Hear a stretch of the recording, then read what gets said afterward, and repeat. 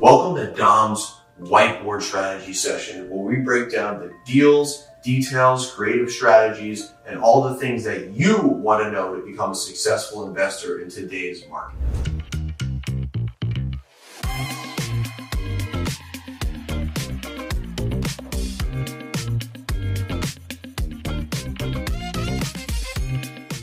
Welcome back to Dom's Whiteboard Strategy sessions. In this session, we're going to be teaching you guys what a lease option is and how we apply it to our business to make homeownership possible for middle America and Americans who might be struggling to qualify for traditional mortgages. And obviously, we exist to provide that opportunity even when big banks say no. So one of the methods that we use is what's called the Lease Option Strategy. And what that means is it's pretty much exactly what it says. It starts off with a lease. Usually our leases are 3 to 5 years. And then that lease comes with the option to buy. What that means is when this lease expires, they have an option to buy the property from us at a predetermined price. So let's just say today the property is worth $100,000. They're not going to be paying $100,000 when the option is up and they buy the property. We're going to agree today what we think the future value of the property is going to be worth. So let's say we agree that their option price is $120,000. So they would have the option at the end of their lease to buy the property from us for $120,000.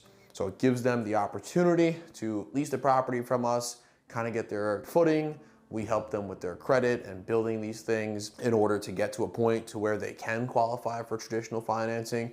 Or at the end of their lease option, we can go ahead, turn around and seller finance it to them. The reason why we really like lease option is if someone has a really low down payment, let's say for a $250,000 property, someone was only putting something like 10K down, but in like a year or something like that, they're able to add to their down payment. So we might agree to do a lease option for a specific period of time, and then their option is contingent on them being able to bring a larger down payment to the table. And then we'd offer seller financing to that individual. So now they have ownership over that property and they never had to go to a traditional bank ever at all in the first place. So the way that it works is that, let's just say the lease stipulates a $2,000 rent payment, and that the fair market rent for this property is $1,800. So typically they pay a little bit of a premium to have the option to buy that property.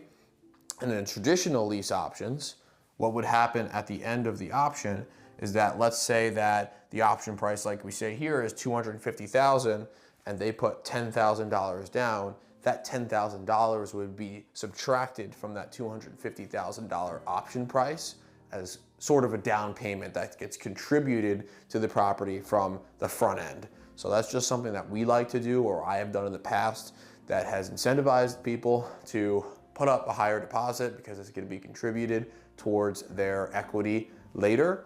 What we've also done in the past is that difference between fair market rent and this price right here, that $2,000, we could contribute that amount towards the equity as well in the event that they execute their option. So there's a million ways to actually execute a lease option strategy. Ours is always trying to propel people into homeownership. Hopefully that being through us, through seller finance or wraparound or anything else that we talk about in some of our other strategies on our Whiteboard Strategy session.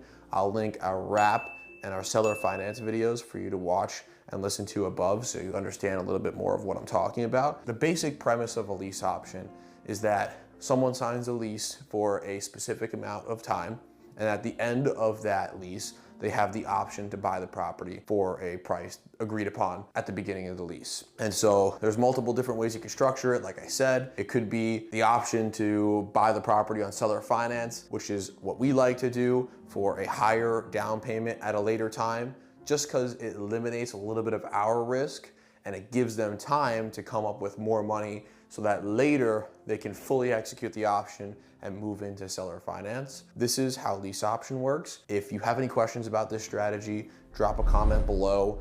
This was a little bit in depth, so I'm anticipating that you might. I'm happy to make some videos on some of the questions you might have if you drop them in the comments below. We have a lot more videos on our Whiteboard Strategy sessions breaking down some of the concepts that we talk about here on the channel and that we implement in our business to make homeownership possible for people who might not be able to qualify for traditional financing deals. That's all for this video. Hit a like if you found this video helpful. Subscribe if you want to see more content like this, and I will see you on the next video.